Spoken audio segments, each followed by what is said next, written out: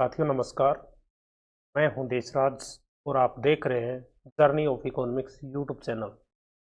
Journey of economics में आप सभी का स्वागत है और मैं देशराज उपस्थित हूं आपके सामने एक नई सीरीज के साथ, एक नई शुरुआत के साथ, जिसमें आज हम इस क्लास में आरपीएससी स्कूल व्याख्याता परीक्षा 2018 में पूछे गए प्रश्नों का हल करेंगे।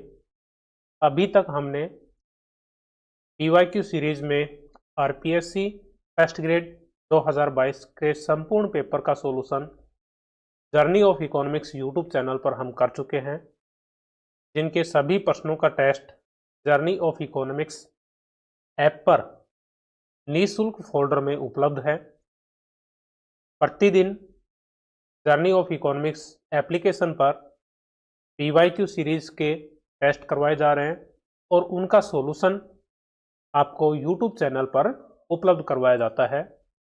तो यदि आप इकोनॉमिक्स सब्जेक्ट की अपनी मजबूत पकड़ करना चाहते हैं, प्रीवियस ईयर क्वेश्चन को अपनाइए, अधिक से अधिक एमसीक्यू हल कीजिए। जिस सीरीज में आपको प्रीवियस ईयर क्वेश्चन का test journey of economics application पर उपलब्ध है। यदि अभी तक आपने एप्लीकेशन को डाउनलोड नहीं किया है तो एप्लीकेशन डाउनलोड कीजिए और फ्री फोल्डर में उपलब्ध पीवाईक्यू सीरीज के सभी टेस्ट दीजिए, जिनका सॉल्यूशन आपको journey of economics YouTube channel पर रेगुलर करवाया जा रहा है।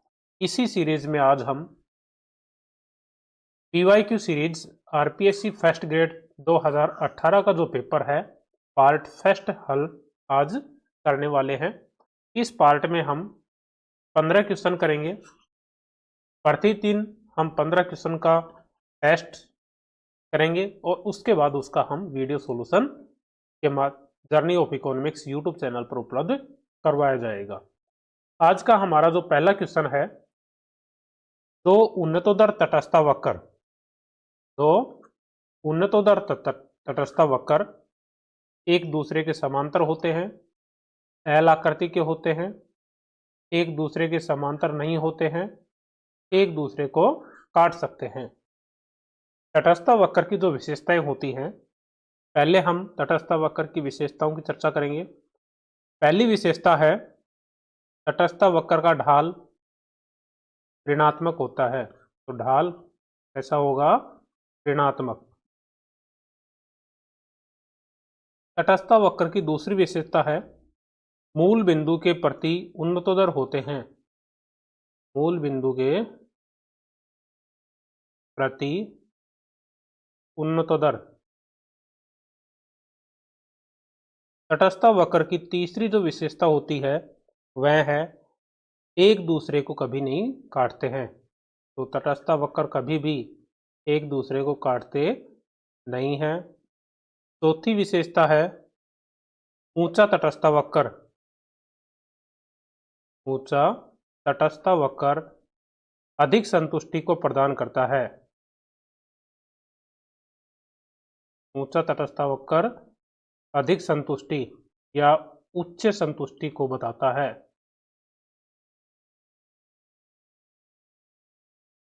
ठीक है, ये तटस्थ वक्र की प्रमुख विशेषताएं हैं। तो अब हम प्रश्न को हल करते हैं।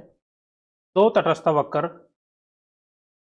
वक्र है, उन्नतोदर तटस्थ वक्र, ये दो तटस्थ वक्र हो गए, एक दूसरे के समांतर होते हैं, एल आकृति के होते हैं, एक दूसरे के समांतर नहीं हो सकते, एक दूसरे को काट सकते हैं।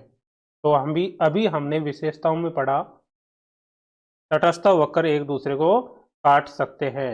नहीं, बिल्कुल गलत है। तटस्थ वक्र कभी भी एक दूसरे को नहीं काट सकते। एल आकृति के होते हैं।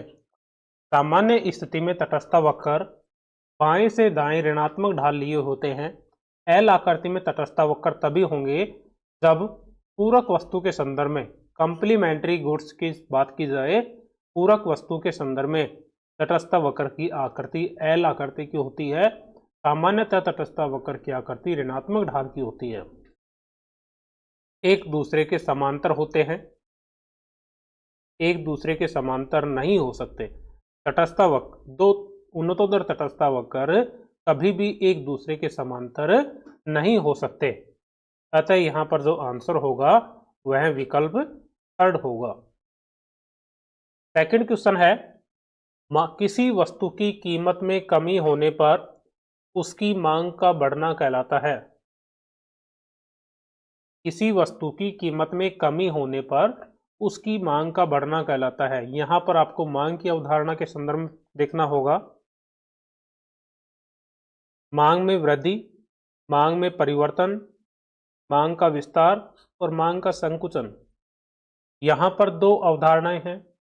यदि संबंधित वस्तु की कीमत में परिवर्तन होता है, संबंधित वस्तु की कीमत में परिवर्तन होता है और अन्य तत्वों को स्थिर रखा जाए, तो उस स्थिति में मांग का विस्तार और मांग का संकुचन देखने को मिलता है। कब मिलेगा?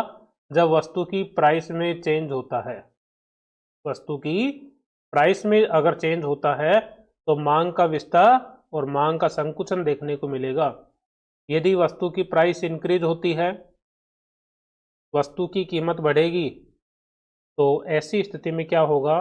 मान लीजिए पहले वस्तु की कीमत ये थी और हम इतनी क्वांटिटी का उपभोग कर रहे थे P1 Q1, लेकिन वस्तु की कीमत में वृद्धि हो गई, P1 से P2 हो गई है।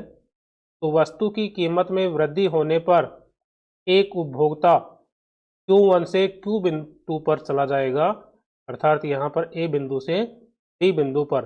तो A बिंदु से B बिंदु पर जाने की प्रक्रिया को हम मांग का संकुचन कहते हैं। तो यदि वस्तु की कीमत में वृद्धि होती है तो मांग का संकुचन होगा, और यदि वस्तु की कीमत P2 से घटकर P1 हो जाती है तो डिमांड Q2 से बढ़कर Q2 हो जाएगी।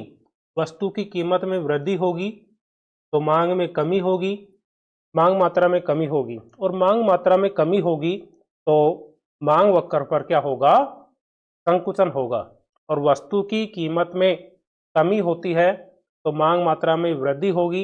यहाँ पर यदि P1 से वस्तु की कीमत P2 से वस्तु की कीमत P1 हो जाती है तो मांग Q2 से Q1 हो जाएगी, अर्थात वस्तु की कीमत में कमी के कारण वस्तु की मांग मात्रा में वृद्धि। तो B बिंदु से A बिंदु की ओर चलन होगा, तो ऐसी स्थिति में हम मांग का विस्तार होता है।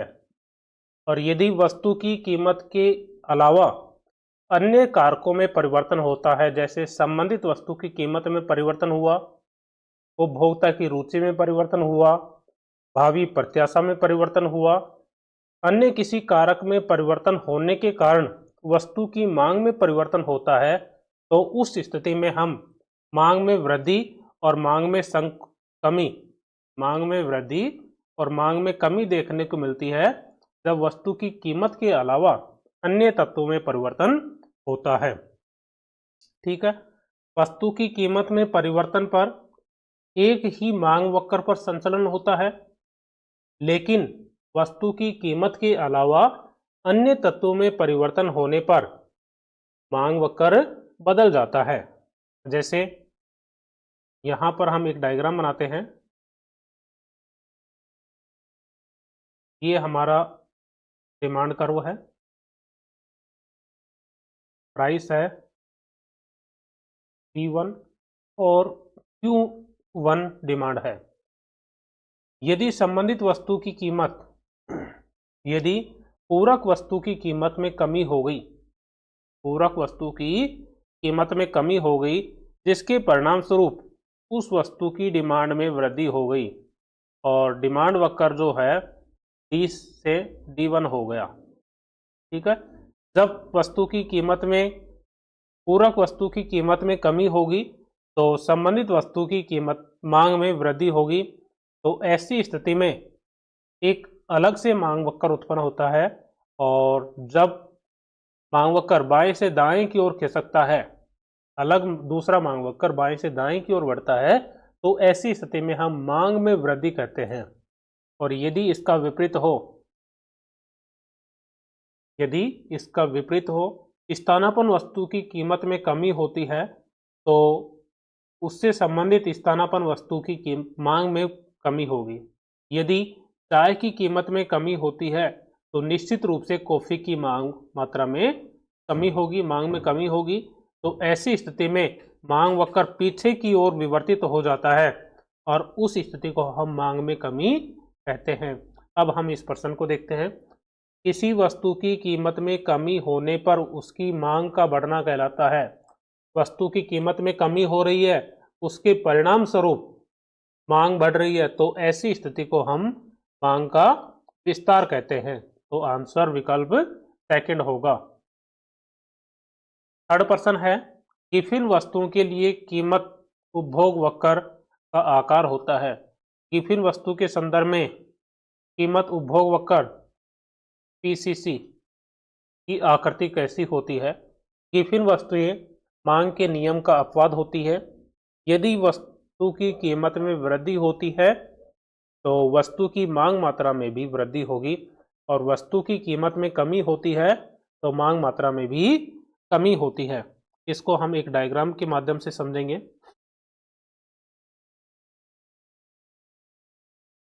यह हमारा डायग्राम है। वाई अक्ष, एक्स अक्ष, ओ बिंदु। वाई अक्ष पर हम सामान्य वस्तु लेते हैं या वाई वस्तु, और एक्स अक्ष पर एक्स वस्तु लेते हैं, और एक्स वस्तु को हम गिफिन वस्तु मान लेते हैं। गिफिन वस्तु एक्स अक्ष पर है। यहाँ पर बजट रेखा जो है ये हमारी बजट रेखा है। यदि गिफिन वस्तु की कीमत में कमी हो गई, गिफिन वस्तु की कीमत में कमी होगी, ये बजट रेखा है।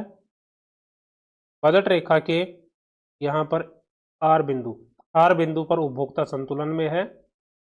गिफिन वस्तु की कीमत में कमी होने से एक नई बजट रेखा हो गई। ठीक है, यहाँ पर है P, ये है Q1 और ये आ गई नई बजट रेखा Q2। ठीक है, गिफिन वस्तु की कीमत में कमी होने से नई बजट रेखा यहाँ पर आ गई, लेकिन गिफिन वस्तु के संदर्भ में धारणा है, मांग के नियम का अपवाद है। वस्तु की कीमत में कमी होने से मांग मात्रा में कमी होती है।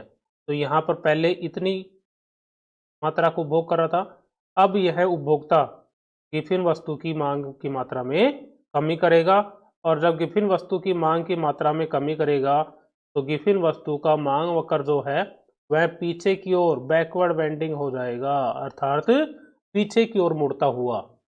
तो गिफिन वस्तु के संदर्भ में पीसीसी वक्र होगा जो पीछे की ओर मुड़ा हुआ, पीछे की ओर मुड़ा हुआ। अतः यहाँ पर जो आंसर होगा विकल्प थर्ड होगा। गिफिन वस्तुओं के संदर्भ में की कीमत उपभोग वक्र पीसीसी कर्व पीछे की ओर मुड़ा हुआ होता है। नेक्स्ट हमारा जो क्वेश्चन है, परिवर्तनशील अनुपात के संदर्भ में दिया गया है। परिवर्तनशील अनुपातों का नियम संबंधित है। यहाँ पर परिवर्तनशील अनुपात का नियम और पैमाने के प्रतिफल दो अवधारणाएं हैं। परिवर्तनशील अनुपातों का नियम जिसमें हम एक साधन को परिवर्तनशील मानते हैं और अन्य साधनों को हम स्थिर मानते हैं। कम से कम एक साधन परिवर्तनशील होता है। जब एक साधन में परिवर्तन करते हैं, अन्य साधनों को स्थिर रखते हैं, तो उनका जो अनुपात है वो क्या हो जाएगा? परिवर्तन हो जाएगा, जिसके कारण इसको हम परिवर्तनशील अनुपातों का नियम कहते हैं। और परिवर्तनशील अनुपात का नियम हम किसी एक साधन में परिवर्तन करते हैं, कब? केवल अल्पकाल में। ठीक है, तो अल्पकाल का संबंध परिवर्तनशील अनुपात के नियम से है, क्योंकि दीर्घकाल में हम संपूर्ण पैमाने में परिवर्तन कर सकते हैं। अर्थात एक निश्चित अनुपात में हम साधनों में परिवर्तन कर सकते हैं। तो पैमाने का प्रतिफल,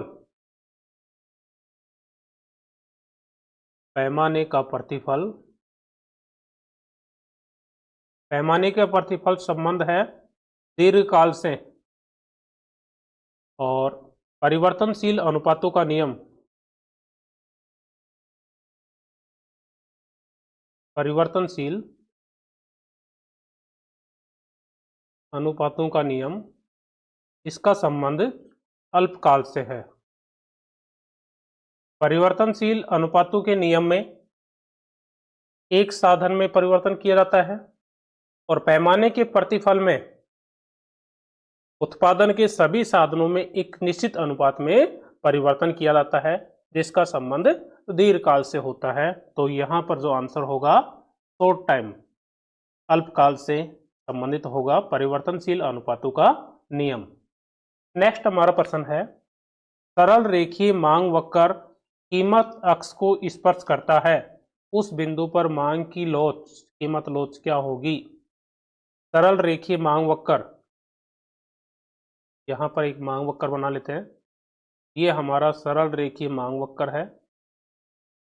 y अक्ष पर कीमत है, प्राइस, और x अक्ष पर हम ले लेते हैं क्वांटिटी, और ये हमारा हो गया डिमांड कर्व। यदि सरल रेखीय मांग वक्र कीमत अक्ष को स्पर्श करता है, यहां पर इस बिंदु पर R बिंदु पर कीमत अक्ष को स्पर्श करता है, तो उस बिंदु पर मांग की कीमत लोच क्या होगी?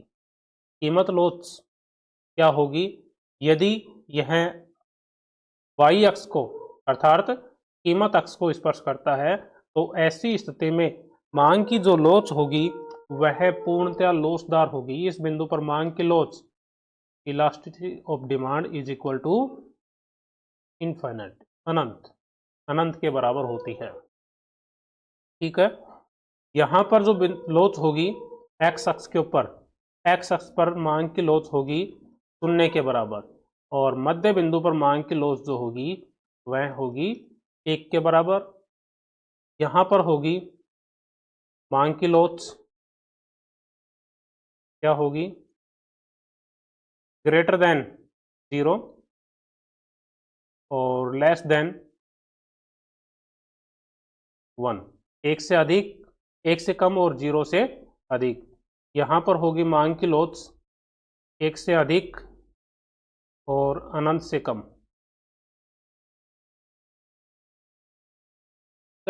तो इस तरह से x अक्ष पर सरल रेखीय मांग वक्र कीमत अक्ष को स्पर्श करता है, y अक्ष को स्पर्श करता है, तो उस बिंदु पर कीमत की लोच पूर्णतया लोचदार होगी, अनंत होगी। और यदि यहां पर कीमत अक्ष के स्थान पर वस्तु की मात्रा वाले अक्ष को या x अक्ष को स्पर्श करे, तो उस स्थिति में पूर्णतया बेलोचदार होगी। तो उस स्थिति में हम मांग की लोच 0 के बराबर होगी जब सरल रेखीय मांग वक्र x अक्ष को स्पर्श करता है। नेक्स्ट हमारा जो क्वेश्चन है, यदि पैमाने के प्रतिफल स्थिर है तो परिवर्तनशील साधन का प्रतिफल होगा। पैमाने के प्रतिफल स्थिर है, ठीक है, पैमाने के प्रतिफल क्या दिए गए हैं? स्थिर। यहां पर इस बिंदु पर समोत्पाद वक्र पर जो उत्पादन है 100 इकाइयों का है, यहां पर है 150 इकाइयों का है, और यहां पर है 200 इकाइयों का। यदि इनमें डिफरेंस सेम है,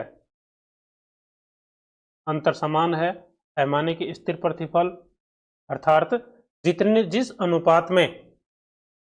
जिस अनुपात में साधनों को बढ़ाया जाता है और उसी अनुपात में उत्पादन में वृद्धि होती है, तो पैमाने के स्थिर प्रतिफल होते हैं।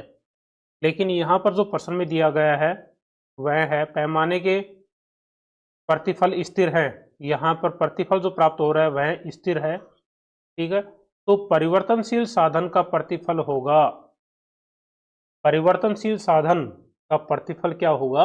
ऐसी स्थिति में हमेशा परिवर्तनशील साधन का प्रतिफल ह्रासमान होगा, उसके प्रतिफल क्या होगा? घटता हुआ होगा। नेक्स्ट हमारा जो प्रश्न है, यदि एसी एवरेज कॉस्ट गिरती है, यदि एवरेज कॉस्ट गिरती है तो एमसी भी गिरती है। AC MC is greater than AC, MC बढ़ती हुई होगी, AC is greater than MC. इसको भी हम एक डायग्राम के माध्यम से समझेंगे। ये हमारा डायग्राम बनाएंगे। ये है हमारा एसी कर्व,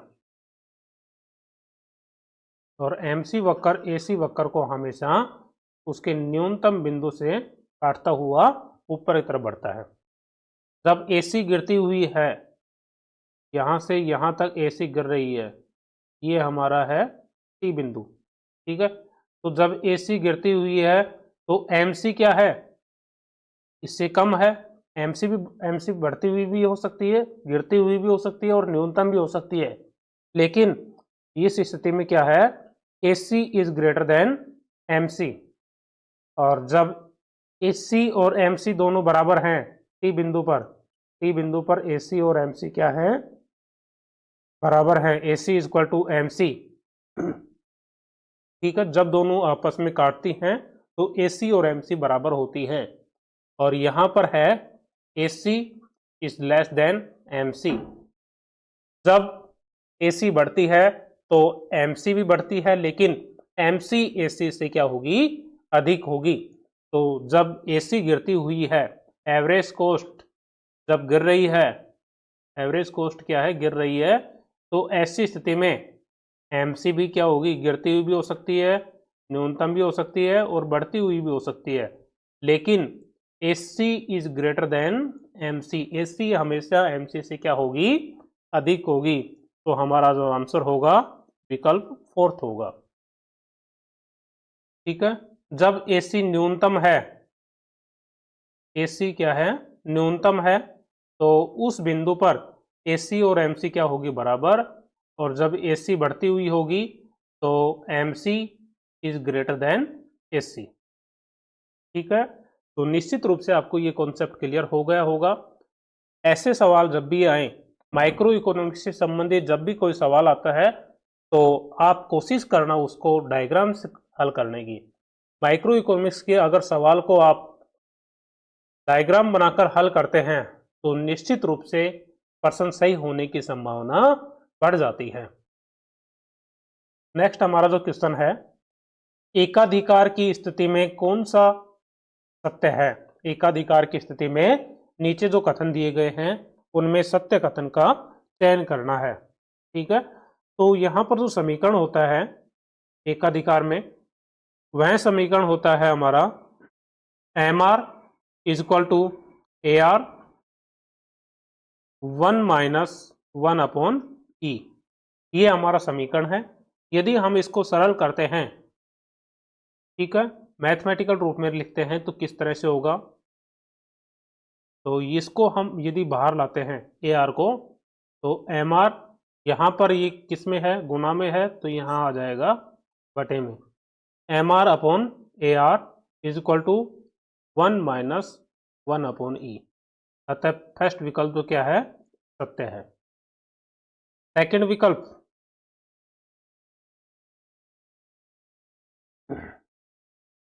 इसी को हल करते हैं। एम आर बराबर ए आर, और यदि हम इसका 1-1/E का लघुत्तम लेंगे तो आ जाएगा E, और जब E को 1 से गुणा करेंगे तो E आ जाएगा -1। तो इसको हम लिख सकते हैं E -1 बटे में E। तो विकल्प सेकंड भी हमारा क्या है, सत्य है। विकल्प थर्ड, ए आर बराबर एम आर, ए आर बराबर एम आर, तो ऐसी स्थिति में क्या होगा, यहाँ पर जो ई बिंदु पहले नीचे था वो ऊपर चला जाएगा और नीचे आ जाएगा E-1। लेकिन यहाँ पर जो है विपरीत दिया गया है 1/1-1/E, 1-1/E, यह विपरीत दिया हुआ है। तो आंसर जो होगा विकल्प थर्ड तो सत्य नहीं है, ठीक है। और फोर्थ विकल्प जो है वह है ए आर बराबर एम आर E/E-1, तो फोर्थ विकल्प भी सत्य है। अतः एकाधिकार की स्थिति में विकल्प थर्ड जो है सत्य नहीं हो सकता।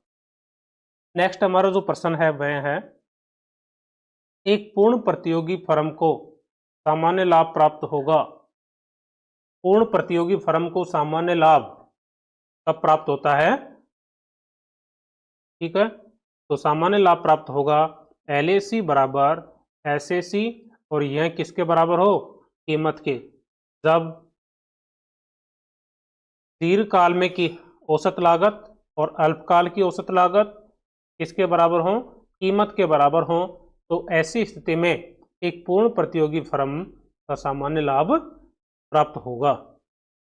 नेक्स्ट हमारा जो क्वेश्चन है, फर्म के सिद्धांत में विक्रय लागत की अवधारणा का प्रतिपादन किसके द्वारा किया गया? फर्म के सिद्धांत में विक्रय लागत की अवधारणा, विक्रय लागत की अवधारणा का संबंध किससे है? चैम्बरलिन से। तो यहां पर आंसर होगा चैम्बरलिन से। नेक्स्ट हमारा क्वेश्चन है, पूर्ण प्रतियोगिता में उद्योग का दीर्घकालीन पूर्ति वक्र होता है। पूर्ण प्रतियोगिता में उद्योग का दीर्घकालीन पूर्ति वक्र होगा। परफेक्ट मार्केट में हमेशा उद्योग का पूर्ति वक्र क्या होता है? लागत की स्थिति के ऊपर डिपेंड करता है। ठीक है, लागत की स्थिति के ऊपर डिपेंड करता है, और यह कॉस्ट के अकॉर्डिंग होगा। यह पॉजिटिव भी हो सकता है, नेगेटिव भी हो सकता है, और क्षैतिज भी हो सकता है। अर्थात पूर्ति वक्र धनात्मक हो सकता है, ऋणात्मक भी हो सकता है, और क्षैतिज भी हो सकता है। तो यह किसके ऊपर? लागत के ऊपर डिपेंड करेगा। तो आंसर जो हमारा होगा, लागत स्थितियों के अनुसार धनात्मक हो सकता है, ऋणात्मक हो सकता है, अथवा क्षैतिज हो सकता है। तो विकल्प सेकंड यहां पर आंसर होगा। नेक्स्ट प्रश्न है, जब श्रम का औसत उत्पाद बढ़ता है, जब श्रम का औसत उत्पाद AP क्या है? बढ़ता हुआ है, तब श्रम का सीमांत उत्पाद क्या होगा? जब श्रम का एवरेज प्रोडक्ट क्या होगा? बढ़ रहा है, तो MP क्या होगा? यह हमें ज्ञात करना है। तो डायग्राम के अकॉर्डिंग इसको भी बनाते हैं। AP हमेशा पहले बढ़ता हुआ होगा, फिर AP घटता हुआ होता है। ठीक है, MP भी पहले बढ़ता हुआ होता है और फिर घटता हुआ होता है। ये हमारा हो गया MP। ठीक है, तो यहां पर जो दिया गया है, श्रम का औसत उत्पाद बढ़ता है। AP जब बढ़ता है, AP यहां से यहां तक P बिंदु तक बढ़ रहा है। AP जब बढ़ रहा है तो MP क्या है? MP is greater than AP। ठीक है, और जब AP मैक्सिमम है, तो ऐसी स्थिति में P पॉइंट पर क्या होगा? MP equal to AP। औसत उत्पाद और सीमांत उत्पाद क्या हैं? बराबर हैं। और जब AP घटता हुआ है, औसत उत्पाद घट रहा है, तो AP जब घट रहा है तो AP is greater than MP। ठीक है, तो जब औसत उत्पाद बढ़ता है, तब सीमांत उत्पाद क्या होगा? यदि एवरेज प्रोडक्शन बढ़ रहा है, इंक्रीज हो रहा है, तो ऐसी स्थिति में MP क्या होगा? औसत से अधिक होगा। तो आंसर जो हमारा होगा विकल्प सेकंड, श्रम के औसत उत्पाद से अधिक होगा। ठीक है, AP is less than MP। ठीक है, नेक्स्ट हमारा जो क्वेश्चन है वह है, निम्न उदाहरण किस प्रकार के पैमाने के प्रतिफल को व्यक्त करता है? पैमाने के प्रतिफल के संदर्भ में पूछा गया है। यदि उत्पादन का पैमाना है एक मशीन और एक श्रमिक,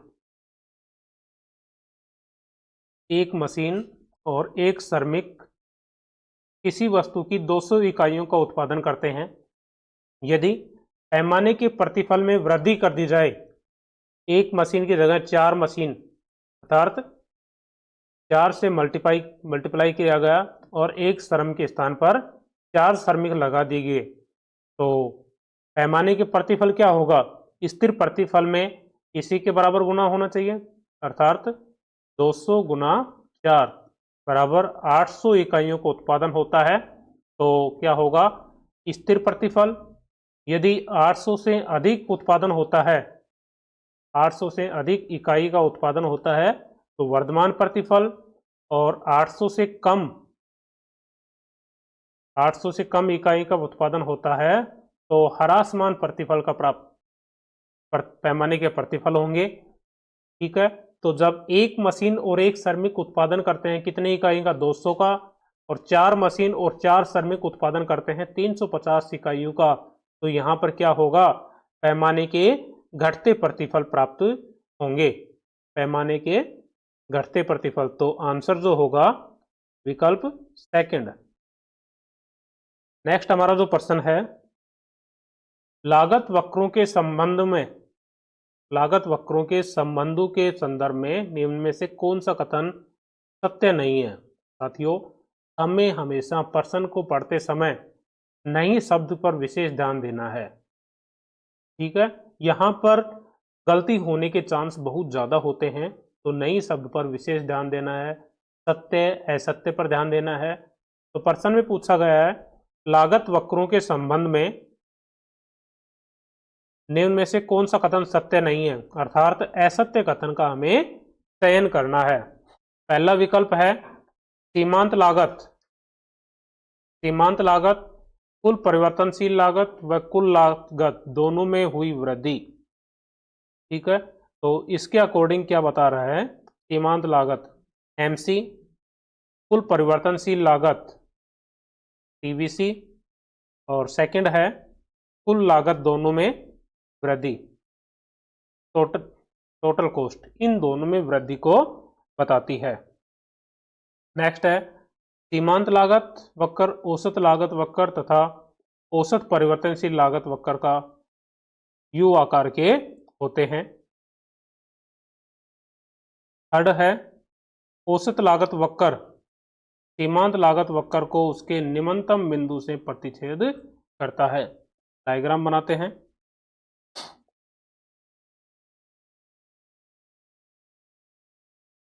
औसत लागत वक्र ये हमारा हो गया AC। औसत लागत वक्र सीमांत लागत वक्र को उसके निम्नतम बिंदु से प्रतिच्छेद करता है।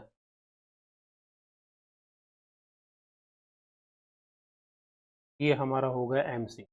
लेकिन यहां पर थर्ड विकल्प में जो दिया गया है, औसत लागत वक्र सीमांत लागत वक्र को निम्नतम बिंदु से काटता है, इसका विपरीत दिया गया है। ठीक है, सीमांत लागत औसत लागत को उसके न्यूनतम बिंदु से काटता है, जबकि विकल्प में इसका विपरीत दिया गया है, औसत लागत वक्र सीमांत लागत को निम्नतम बिंदु से काटता हुआ बताया गया है। अतः यहां पर जो गलत कथन है, असत्य कथन, विकल्प थर्ड है। औसत स्थिर लागत वक्र उत्पादन में वृद्धि के साथ साथ गिरता हुआ होता है। AFC कर्व, जैसे जैसे उत्पादन में वृद्धि होगी AFC कर्व क्या होगा, गिरता हुआ होगा, लेकिन कभी भी AFC वक्र एक्स अक्ष को स्पर्श नहीं करता। तो विकल्प फर्स्ट सही है। विकल्प फर्स्ट MC क्या होता है,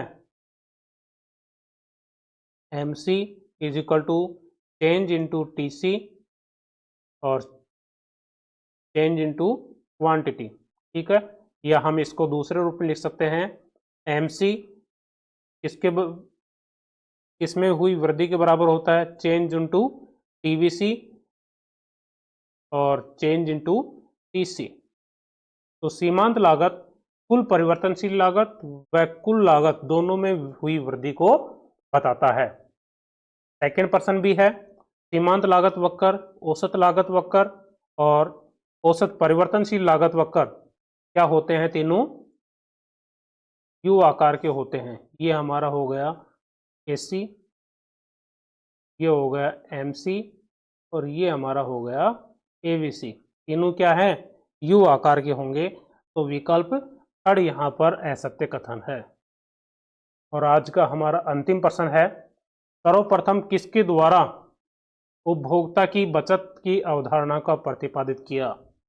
सर्वप्रथम किसके द्वारा उपभोक्ता की बचत, कंज्यूमर सरप्लस का अवधारणा का प्रतिपादन किसने किया था, ड्यूपिट ने।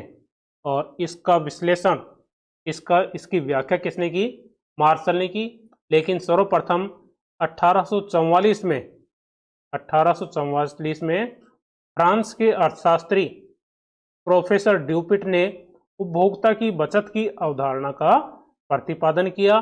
बाद में प्रोफेसर मार्शल ने इसकी विस्तृत व्याख्या की और व्याख्या करते हुए बताया कि एक उपभोक्ता किसी वस्तु को प्राप्त करने के लिए जितनी राशि देने के लिए तैयार है और वास्तव में जितनी राशि का वह भुगतान करता है, इन दोनों का अंतर ही उपभोक्ता की बचत कहलाता है। तो यहाँ पर आंसर जो होगा विकल्प फर्स्ट ड्यूपिट होगा, जिसने 1844 में उपभोक्ता की बचत की अवधारणा का प्रतिपादन किया।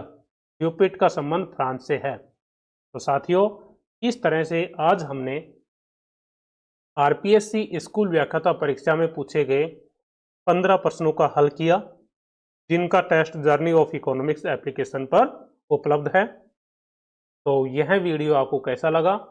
अच्छा लगा है तो लाइक कीजिए, चैनल को सब्सक्राइब कीजिए ताकि भविष्य में इकोनॉमिक्स से संबंधित रेगुलर अपडेट आपको प्राप्त होती रहे।